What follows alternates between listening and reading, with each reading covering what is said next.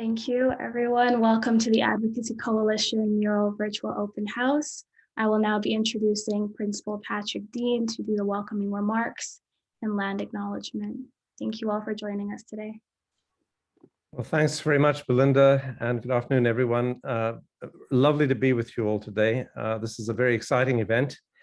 I'll begin by acknowledging that Queens is situated on traditional territory of the Anishinaabe and Haudenosaunee peoples.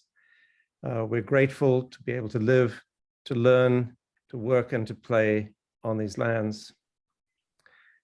That land acknowledgement points not just to the importance of the land, but to the relationship of Indigenous peoples with the land, a relationship at the heart of their practices and spiritualities.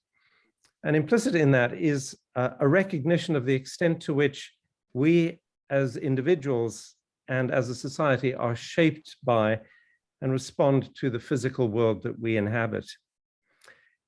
And that insight brings us to the reason for today's open house, the next stage in our development of a mural for Queen's University, focusing on some critically important themes in our evolution as a university: inclusivity, resilience, healing, cultural diversity, and optimism about the changes that lie ahead and the transformation of this institution that we'd all like to see over time. And today we'll hear from three artists with a vision for this mural, a mural that will not only celebrate those themes that I just enumerated, but will become a means by which healing and empowerment can be made real on our campus. To me, this is terribly exciting, and I want to say as clearly as I can how proud the Principal's Office is to have been associated with this project from the Students' Advocacy Coalition, begun the better part of a year ago in an exciting conversation, which from the very start made it very clear to me this was an important project for our university, symbolically, but also practically, in helping to move our university community in a new direction. In that sense, the mural is squarely in the tradition of public art, right? Art which reflects a community, not only its current values, but its aspirations, and art that is part of that community's evolving identity.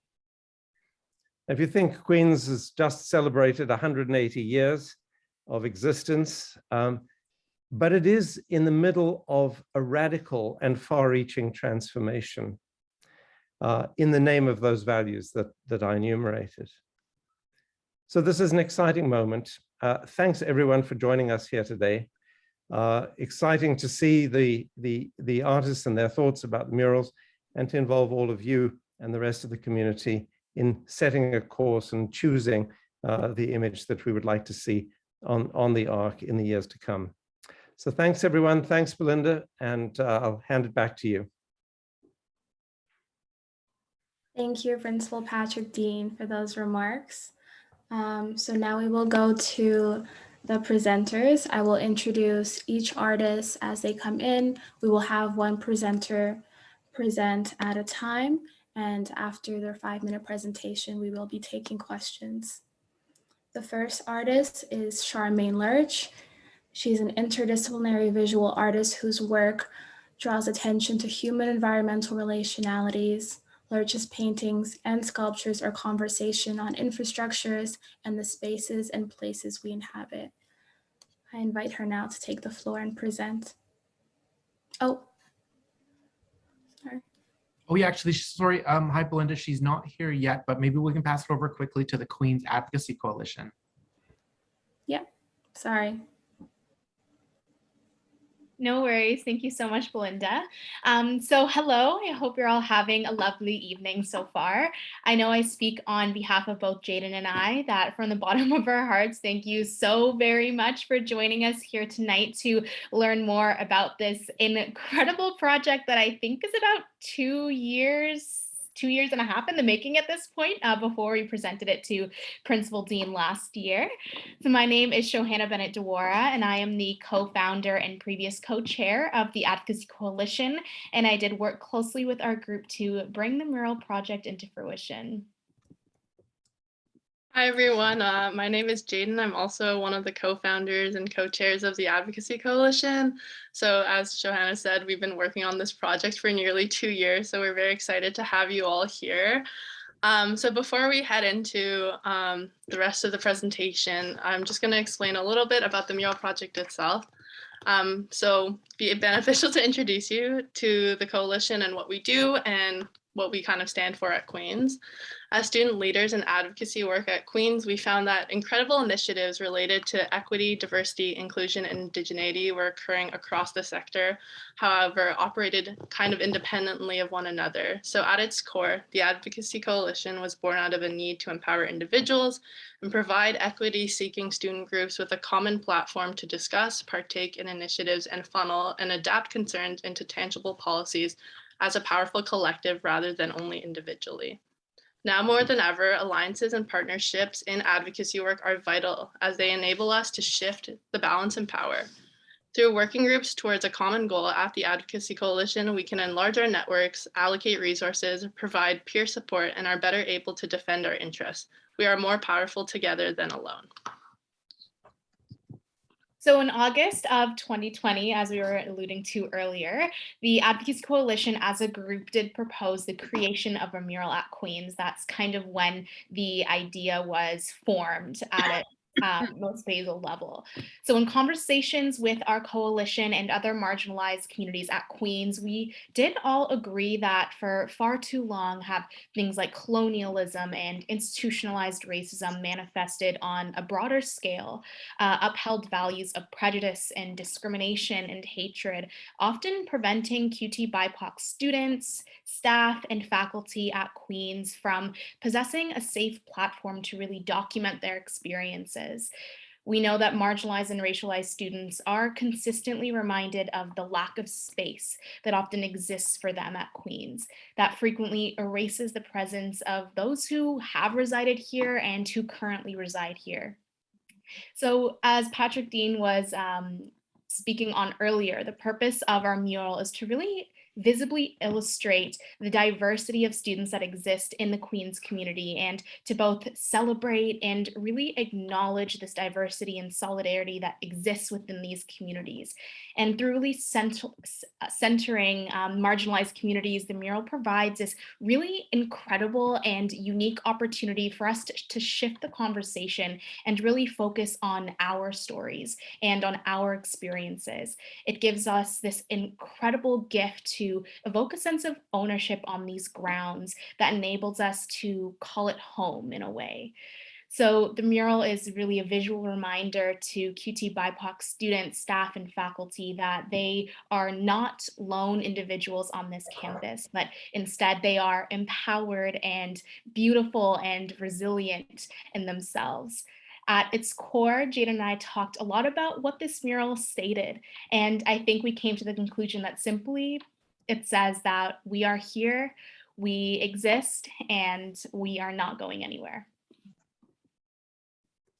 Thank you. To continue kind of onto our artist introduction, due to the weight of this mural that it holds as a symbolic piece commemorating the progress of racial equality and continuing its fight, we knew that the agency we commissioned had to align with both the mandate of the Advocacy Coalition and the vision that we held for the mural. So the Create Space Public Artist Residency at STEPS is a national program that provides emerging Black, Indigenous, and racialized artists with the skills, relationships, and practical experience needed to succeed in their public art practice. In empowering students, staff, and faculty at Queen's through the mural project, we also wanted to uplift and support these communities through the project as well. All the artists who will be sharing their lovely artwork with you today have been commissioned and provided with an honorarium for their tremendous amount of time and effort placed into creating these pieces. And just one last point. This is the last part before we hand it off to the artist, we promise. But we did just want to mention what the next steps and project timeline will look like for the mural initiative, particularly for those in the Queens community.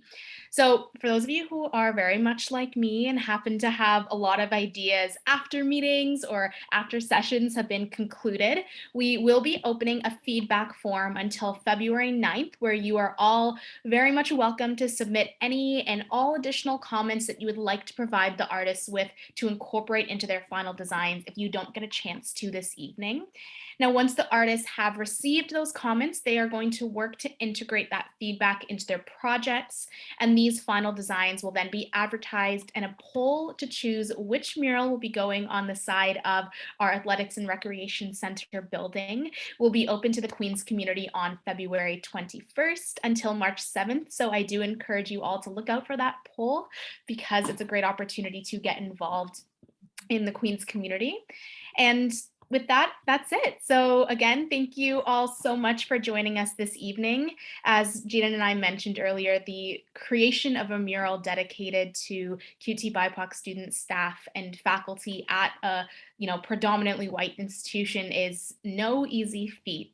And we do want to acknowledge that this win doesn't belong only to us, but also to the hundreds and thousands of individuals who have really championed EDII work at this institution since its birth. So thank you so much. And I'm going to hand it back off to Belinda to introduce the artists. Thank you, Shoshana and Jaden. Now I will give the floor to the artists and introduce Charmaine Lurch, who is our first presenter. I also want to remind both everyone joining us tonight and the artists that there's 5 minutes for presentation and then 10 minutes for questions afterwards. Charmaine Lurch is an interdisciplinary visual artist whose work draws attention to human environmental relationalities. Lurch's paintings and sculptures are conversation on infrastructure and the spaces and places that we inhabit. And I will now hand the floor over to her to present her work. Thank you. Thank you. Thank you all for being here, and to those who organized this for inviting me into this space. I'm just going to read because I talk a lot when I don't, so I'll just start. I'm going to share my screen.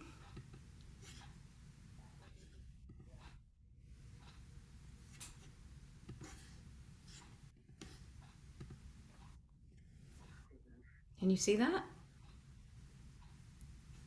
Okay. Yeah. Thank you. In thinking about this proposal, I asked how a billboard can become a point of discussion on QT BIPOC lives at the university and also embed multiple conversations at a single point.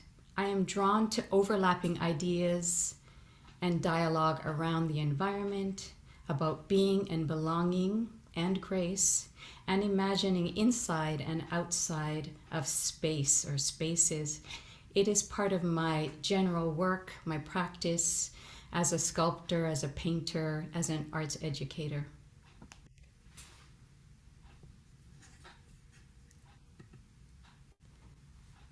Artists, Christo and Jean-Claude, worked with an interesting concept that sits with me continually. That is, by covering things up that are ignored or seemingly invisible, we can reimagine and see them anew.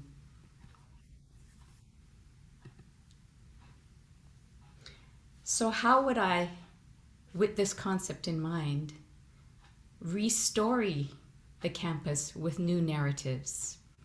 I start first with the students as the subject or the bodies to be considered in the university space, so placing the landscape as part of the conversation. I then provide a measure of opacity, to borrow from Glissant, with a kind of screen, a wire screen. I really like working with wire. It helps me to think. Charmaine, sorry, Yeah? I need to interrupt. We Yeah. can't see you change the slides. Did you want to specify which slide that you're Okay, you speaking can't see the next slide? of.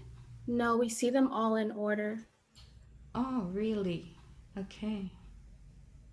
I thought just one big picture was coming up. No, sorry. Oh, shoot. How's that? It's the same. Is that better? We still just see like the slideshow. Really? Okay. Let me escape that. That's 'Cause I just- working. That's working. We're seeing the slide. We're seeing slide 4 right now. You are? Okay. So you saw all these differently, right? Yeah, I think if you click on the slides themselves, we're seeing them. Okay. All right. Thank you. I really like working with wire. It helps me think through and create work about bees and sycorax. I make pollen grains. I make giant figures to help me think about the environment. I love the bends and twists. It's also in its knotted sense. It's very textural, script-like. It's a line that can create a conversation. I am inspired by Catherine McKittrick's words on wire and also on the body. She helps me see wire outside of what she calls prescriptive algorithms, to see it in art. She helps me to re-see my wire in the art world, in metals, in finance, in nets and fences. It is a medium that both connects and borders. It also covers. In wire, we have sound.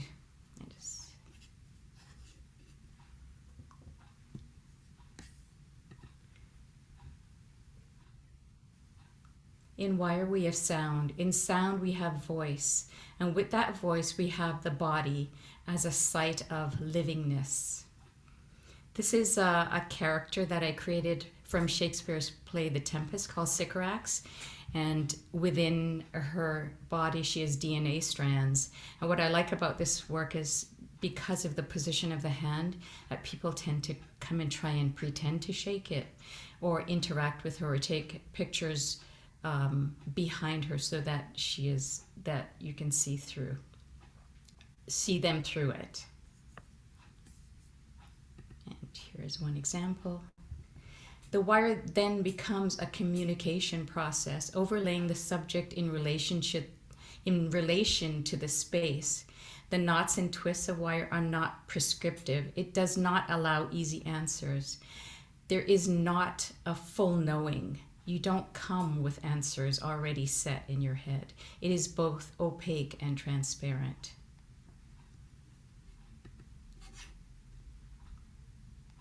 For the mural, I put together this idea of the transparency, the opacity, the landscape, and the students, and created kind of a collage, a photo collage. I hope that I can put it together so that it comprises of QT BIPOC student community. Yeah, is that for me? Sorry, I think that was just some background noise. Oh, okay, all right. Yeah, no worries. Okay. So I'm placing the subject in relationship to land by photographing them in the university landscape. The sculptured wire acts as a kind of screen that is both opaque and transparent. The wire's textural, and it's merged together around the subject to create a dialogue or a conversation that intertwines subject, landscape, and signs, or the screen as a sign or symbol. So here is the first one. Here's kind of a second rendition. So I used my Sycorax figure, but I would recreate a wire form or screen that we could photograph the students through within different landscapes at Queen's.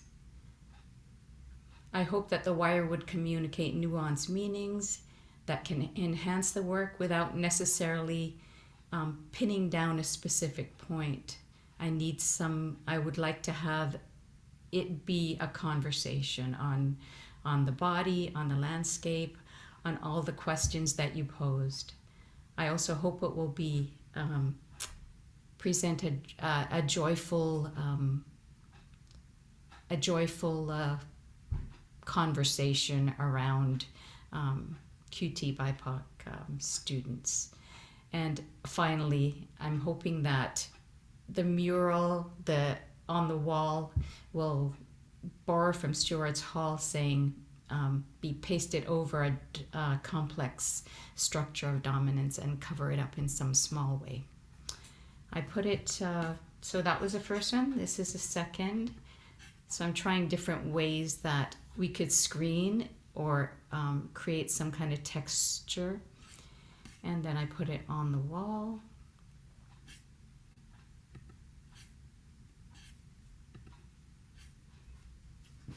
And that's what I have. Thank you.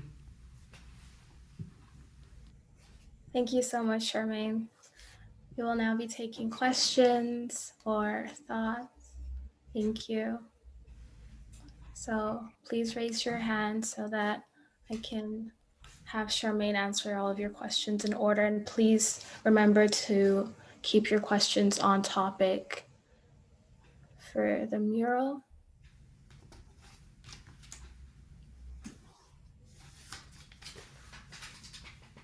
I have a question if no one has one to begin with. Yes, please go ahead. So when I was thinking about, photographing the students, I would like to have some advice on like what kind of backgrounds, like would it be outside, would it be inside, like what would people prefer? Or would it be a combination? I got stock photos and it was difficult to try and figure out like what should be the background if we're talking about landscape and placement of bodies on the land, in the landscape.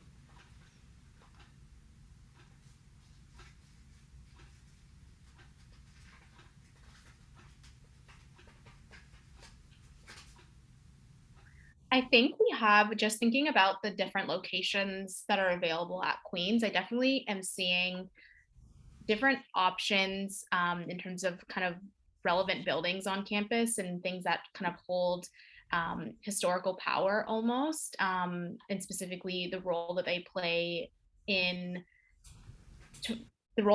towards racialized and marginalized communities. So I definitely see a couple of different options that we could discuss outside specifically. I'm just not sure with COVID what restrictions would look like for getting inside buildings right now, but I definitely see a couple of different options for outside historical buildings that we have here. Great, thank you.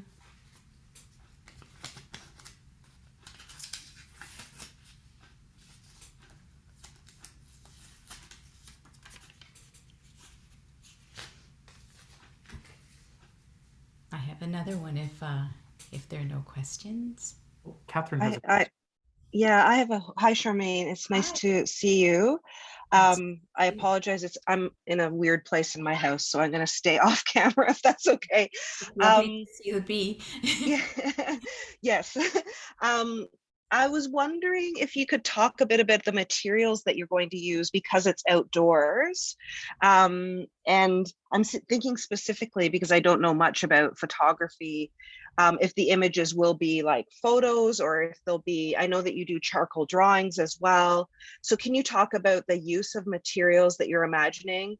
Like, will the wire rust and those kinds of questions around what, yeah. Okay, thank you. Because it is a mural, it will be, the work will be photographed. And I believe now for most murals, they use a vinyl. So the vinyl will be placed. So we create the artwork that's then photographed. So it wouldn't be a 3D or relief work. It would be flat. It would be the photograph of whatever we created. And then that would be placed on the billboard.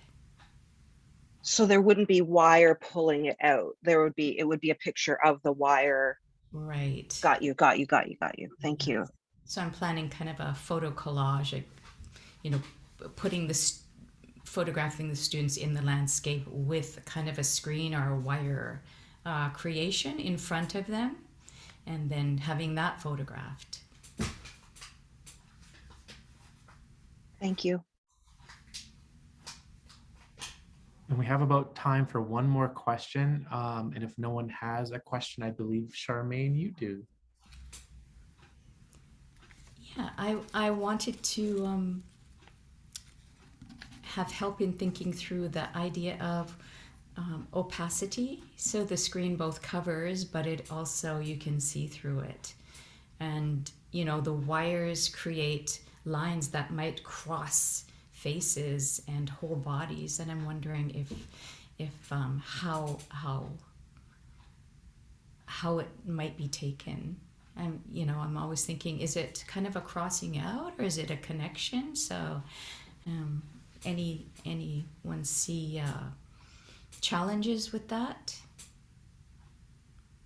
Hi, it's really nice to meet you and speak with you. I think personally as a student and, you know, like the goals behind the mural, I think as much as I kind of like understand the wire, also like, and I like the ideas of different opacities, because we're trying to also talk about like the history of racial discrimination at Queen's, but also celebrate it. So I do feel that sometimes if the wires are, you know, covering a certain part of the face or something, that might be kind of like misconstrued as something being kind of like hidden away, which is kind of the opposite of what we're trying to do with the mural. So I don't know if that made sense, but yeah, I'm just happy to give feedback on that. No, that's great. With the wire, I can photograph it so that the faces are not covered. Mm-hmm. But I in previous work, I really like how the wire creates another layer or a level that people have to think through. It's not just a photograph of models. You know, it begs you to think, why is the wire there? Right. And so you're right. I would have to really carefully consider why it's there, but also how it's placed, so that to my best ability, that it wouldn't feel too intrusive, maybe, perhaps. Mm-hmm. I really like the idea though of the wire as a connection, in terms of like, especially one of our pillars being like solidarity amongst like students and equity seeking groups. So yeah, in a way to like, if we could also kind of have that sort of connection be kind of obvious in a way, that would also be amazing. Great, thank you.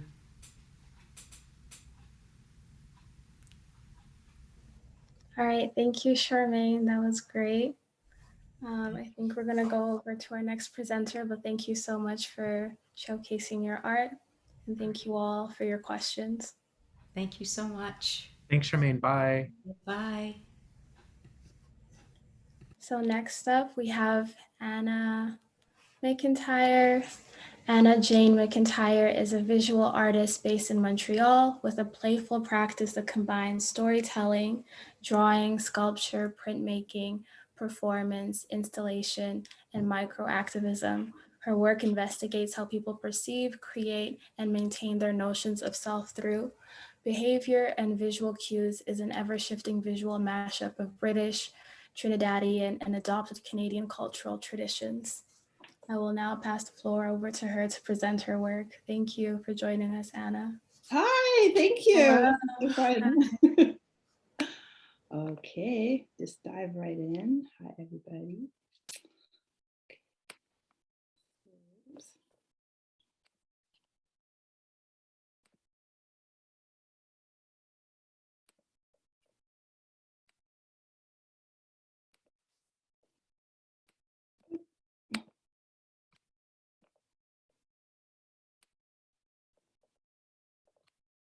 Always the funnest part.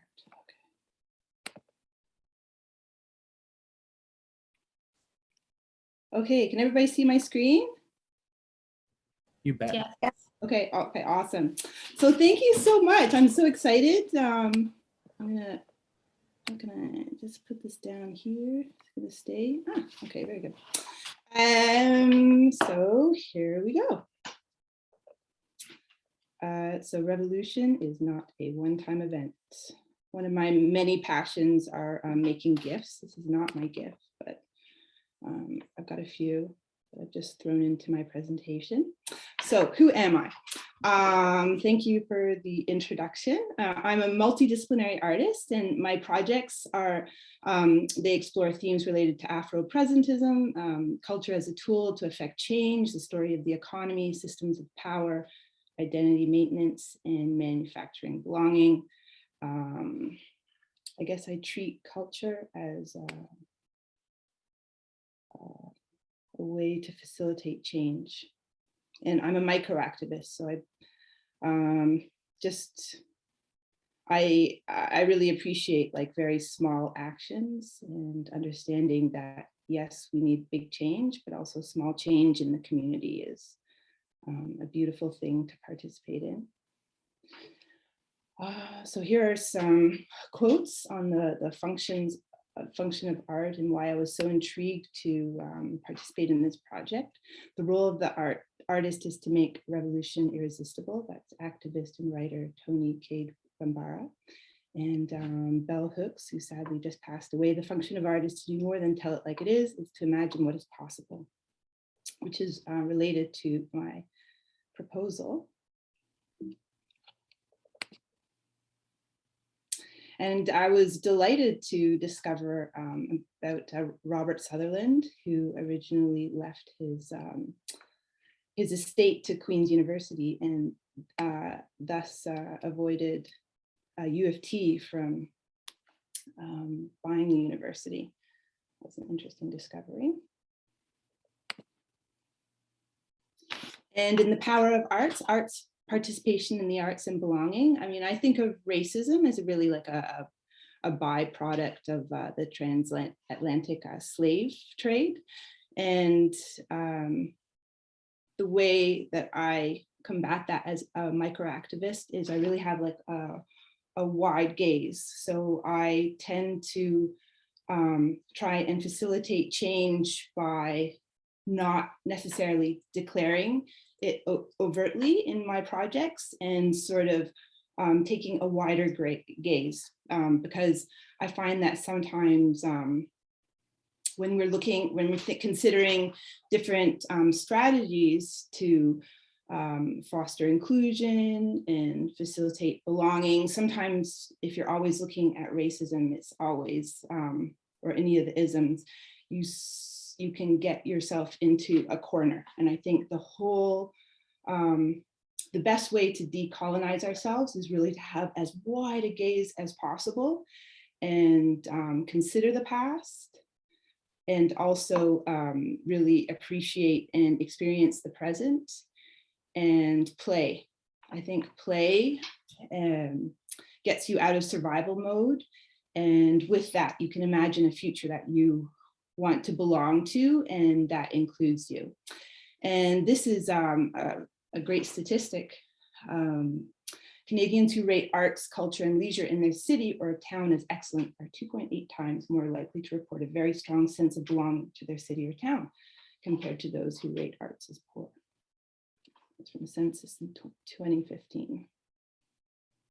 So my proposal for the mural is actually a continuation of the project that I did with STEP's Create Space mentorship, and where I worked with the local grade 1 students, and we had a really fantastic 2 workshops just thinking about inclusive playgrounds of the future and having a really wide idea of what inclusive means. So not just looking at humans, but also different species, birds, worms. And it was so fun.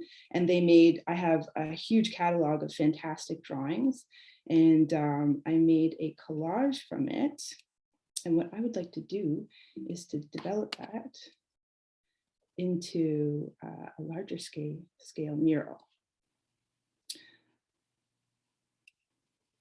So here it's more the philosophy of inclusion and belonging rather than like a direct targeting. So because I work a lot with forests, and I think that land stewardship is a really great way to facilitate belonging as like a sort of like a byproduct, and it's just like participating in the arts, participating in land stewardship also just facilitates belonging. So there is my sketch with the JPEG that was provided.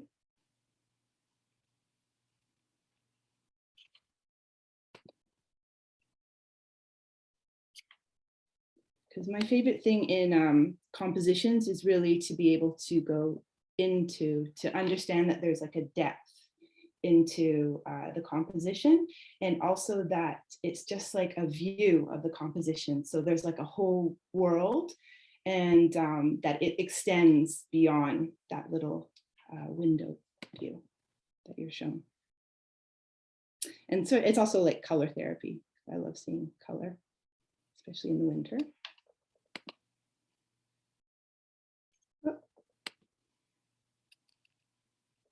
And I think that's the last slide. Yes, it is.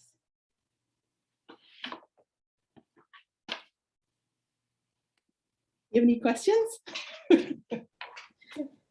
Great, thank you, Anna. Yes, we will take questions now. So thank you. I also really like color, and there's a lack of it in the winter, so I really appreciate that. Yeah, especially against like a gray wall, like gray and then like dirty snow. Yeah, for sure.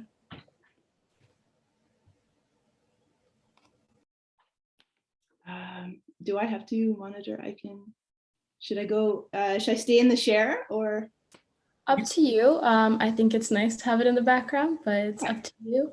I am looking. People also feel free to send questions in the chat if you would like to. If you have any questions as well, Anna, you may share.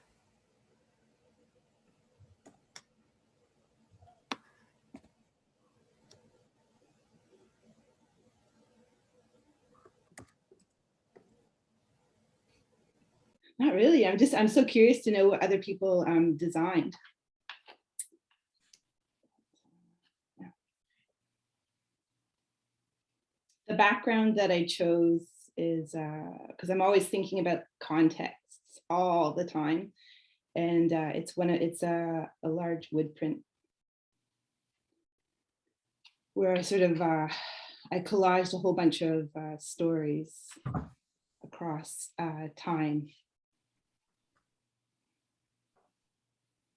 I have a question, Anna. Would you be doing new workshops with the Queen's University students to make a new collage or mural, or would you be using the previous workshop images? Oh, well, I'm so open, but if people wanted to I love that idea of being able to participate. I wasn't sure how finished, because I would still work on it a bit, because yeah, it's quite a big project, 76 by 26 feet, but I would love to get contributions from the community. That would be phenomenal. Have like workshops, and it's quite easy to facilitate it online too if there's COVID restrictions.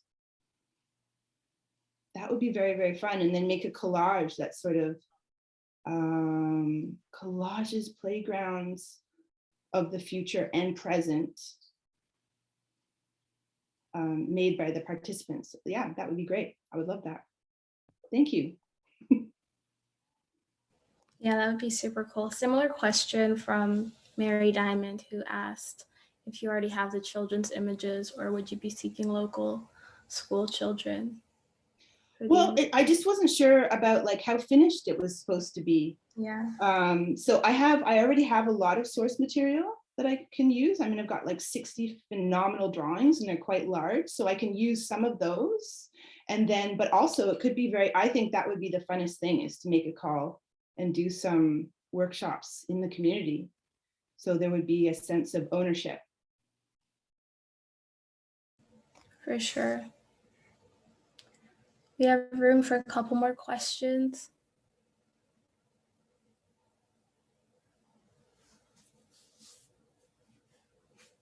Oh, Catherine, go ahead. Thank you, Anna, for your presentation. Can you talk a little bit more about play? I really love that idea of play and playfulness, particularly in a university setting. Where, I mean, when you play, it's not as playful as play can be, or it's over the top playfulness, I guess, in some. But can you talk more about like how play sort of fits into your vision? Yeah, I mean, I work with children of all ages. And so what I mean by that is, I mean, I work from very small children to elders. And I think that the only way to really hold on to yourself is to play, because you're using like different parts of your mind. Like, so, you know, when you go into survival mode, you tend to have a very short time focus, and you focus on everything like immediately, and you're very focused on the details. But if you stretch your sense of time and relax and play, then I find a lot of the problems, you put them into a larger timeline. It's really fascinating what happens. Like with play, I find it's much easier for people to connect. And also, I mean, I really use art as a way to share a philosophy of life. So, I mean, I think play is essential, because I don't really think play sort of counteracts being self-conscious. So when you're playing, you're just really engaged with the present. And like, I'm not sure, I'm for some reason, it's, I mean, there's different ways that you play as an adult, but I think actually a lot of the ways that you play as a child, it's just that they become, I don't know, outmoded or something when you're an adult. It's considered like immature. But I think it's a dangerous thing to give up, because with that, once you just are always in serious and survival mode, it's much harder to like have a broader sense of time and look into the future and imagine things. It's much more difficult. I mean, I think play is essential really to being like a healthy human. Thank you. I love that. Thank you so much. So that's really, I mean, it can be very risky sometimes, because I often like I tackle like quite serious subjects, and also I play. I always have that. So it can be quite risky, because for some reason, when you pair those two things together, people can get offended and can get angry, or I don't know, think you're thinking you're making light of things, but it can also just be like a way to bear things, like really heavy things. Yeah. Thank you, Anna. That's great. Unfortunately, that's all we have time for questions, but thank you so much for presenting your work. Thank you. It was a pleasure. Thank you. Thank you. So fun. Okay. Thanks. Bye, Anna. Have fun with Nuff. Bye. Bye. All right, so Stop we'll sharing. move on to... Bye, everyone. Bye. Bye. Thank you. So we'll move on to our last and final presenter, which is Nuff. Nuff works across new media, street art, and digital design. He is a founding member of mural collective MRLTM and new media collective Gathering. I will now give Nuff the floor to present his work, and also remind you all of the format. We have 5-minute presentation and 5 minutes for questions. Thank you.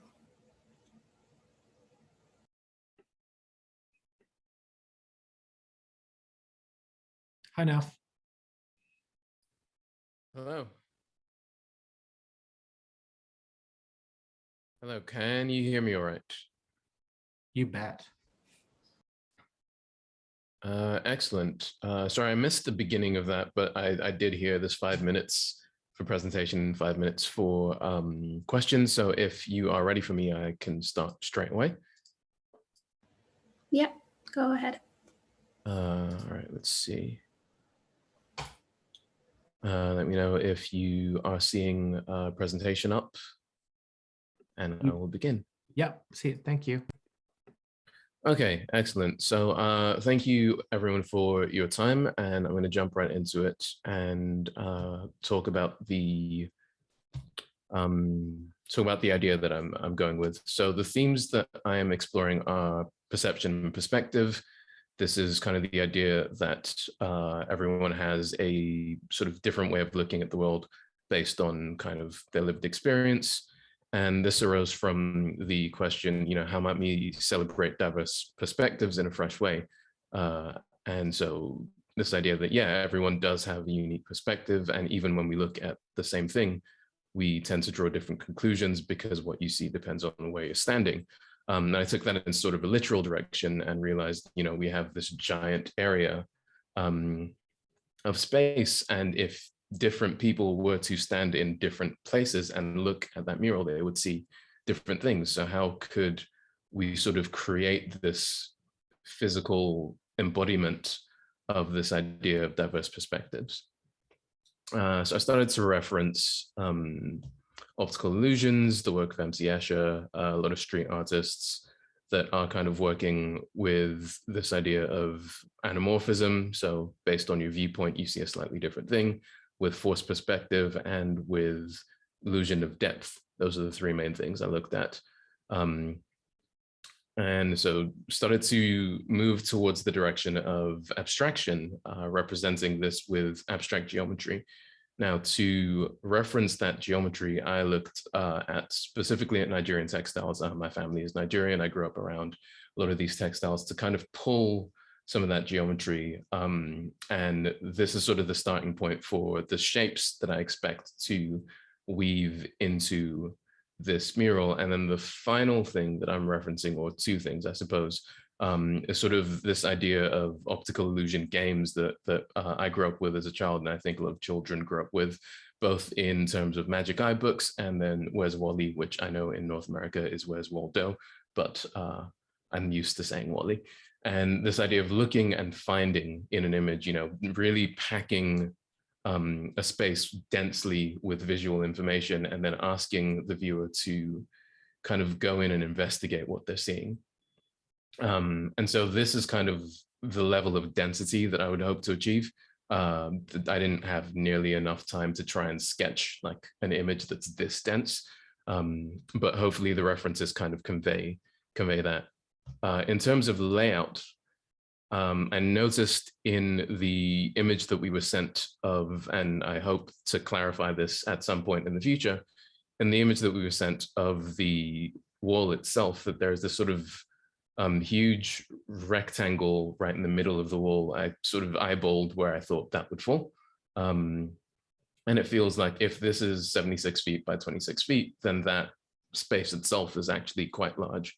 I thought what would be interesting is to have this kind of, huge canvas of geometry, and then in the middle have that be almost a portal into another dimension. And that's where all the depth would go. So you have this kind of large flat canvas of mostly geometry kind of around the perimeter. And then in the middle, you would have these layers going further and further back. And that kind of mirrors the reference.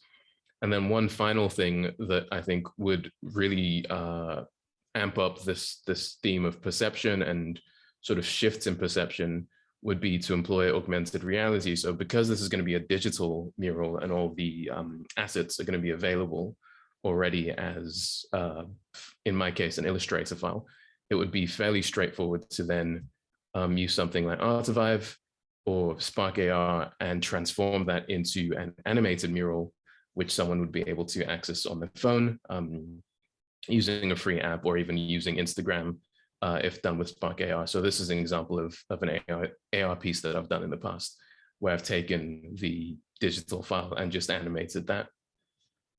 Okay, I think I've hit time, so thank you very much, and I'm happy to answer any questions. That's great. Thank you so much, Nuff. Yes, I'll open the floor for questions. Also misspoke earlier. I actually have 10 minutes for questions in total.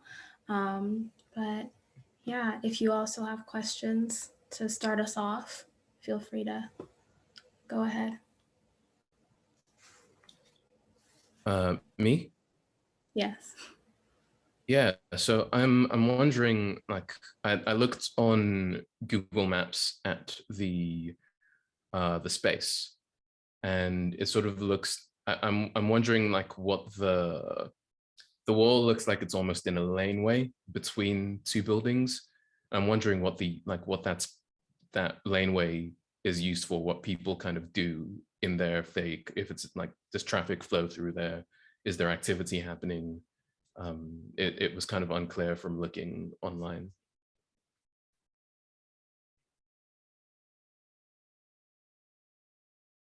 I guess I can answer that. It's basically situated, so the mural itself is on the Athletics and Recreation Center, which is probably one of the most heavily trafficked places on campus in terms of students.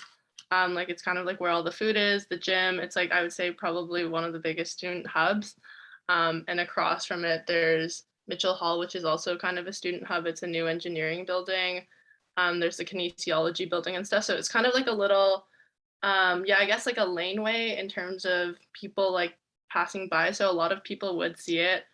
I mean, faculty, students, everyone really, because it is kind of the center of campus. But yeah, I think the idea of making it, or with the AI stuff, is really, really cool in terms of the different portals and like the way that we could all use it and see it in different ways, because it is such a big thing. But yeah, sorry, I hope that answers your question. Yeah, absolutely. Thank you. The scale is kind of, it's been tricky to start thinking about like how many possible interactions there, because it's such a massive wall. Like, every sort of 5 square foot area can have its own thing going on. So trying to break that down and say, okay, how many sections would make sense? Which is why in the layout, you kind of saw those 2 tiny people in there. And one of the reasons I was asking about traffic is, if it's always full of people, then you probably want to have more different sections, because you're not going to like stand behind 5 other people, and you know that section's going to be blocked off. So if it is busy, then it probably makes sense to like kind of have more sections of different things. But if it's usually just a big blank wall, it might actually be more impactful to have fewer elements at scale. So that's one of the reasons I was asking that question.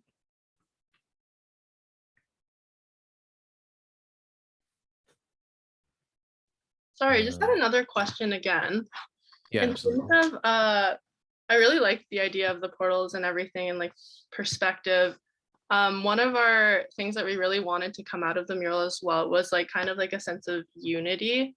So I like the way that we have also the different portals, but is there kind of like a common thread or something to kind of like tie the portals in all together, if that makes any sense? Yeah, absolutely. I think in terms of, and again, I'm like fairly early stage in development, but in terms of how I've been thinking about it, even since when we kind of did the first round of submissions, the idea would sort of be, again, like my focus is in sort of trying to imply things without saying them too directly, just as an artist in general, would be almost to use like either it's a unifying color scheme or it's a unifying set of geometry. So in those prints that I threw up, you see there's a lot of kind of diamond shapes and a lot of like hard angles. And that's, even though there's so many bright colors and different things going on, they're kind of unified by style almost in that way. And it would be almost to have like a single language that shapes the whole piece, but then have all these different elements being represented. So if you go back to like the magic eye stuff as well that I was referencing, often there's a lot of repetition happening in there. And that repetition helps everything kind of lock together. So at the scale that we're talking about, you know, if you're going to have like, let's say one of the elements is a star, you probably have a few hundred stars. So that repetition is one of the things that would unify everything. Great, thank you so much.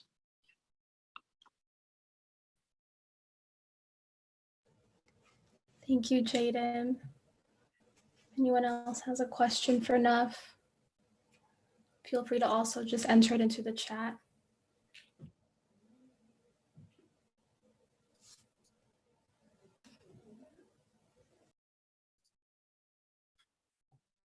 What kinds of emotions you want your yeah, so there's a question in the chat from Yasmin. I hope I'm pronouncing your name right. Thank you. Can you tell us a little bit about what kinds of emotions you want your art to evoke in people? Yeah, so in general, I think specifically with something like this, I think it's really important that people kind of come out, or not come out, that's the wrong way of looking at it, but people can kind of infer and take their own meaning out of the work and actually exchange ideas. So I think that's one of the big things that I'm hoping for with a piece like this, is that again, when trying to imply rather than necessarily dictate, the point of that approach is to say, like, whatever you see in it is valid and correct. And it's almost more like you're asking the audience what they think than you're telling them what to think. So I think that's a big one, but that's more of a thinking than a feeling. So from an emotional standpoint, I think, you know, one of the things that, or a few of the things that we discussed and right from the beginning, was this idea of invoking a sense of safety or of calm or of resilience. So having this kind of grounded power, something that's neither overly sort of aggressive or excitable, but at the same time there is a strength to it. And I think that's the kind of emotional tone that I want to hit. So again, in terms of color palette, in terms of shapes, I'm looking at things that are like very solid and very grounded and quite earthy in that sense, that feel calming and that feel empowering.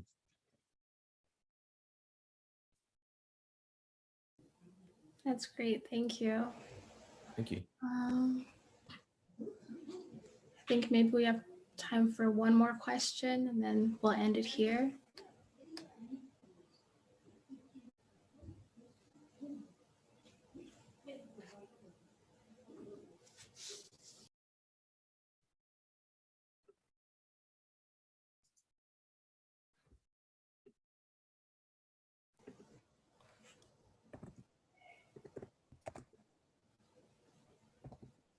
Okay, I think that's all we have time for, but thank you so much, Nuff, for presenting your work. Amazing, yeah, and thank you all for, you know, your time and for like coming out. There's a lot of people in here, so I appreciate the turnout. Of course, thank you. It was Yes. wonderful. Bye. Thanks, bye. Thank you. All right, thank you all for joining us tonight. Also just want to remind everybody, as Shoshana mentioned, the feedback forum has been linked into the chat, so please remember to fill that out. But yeah, thank you all for joining us tonight and being here for the virtual open house. And that's a wrap. Thanks, everyone. Thank you.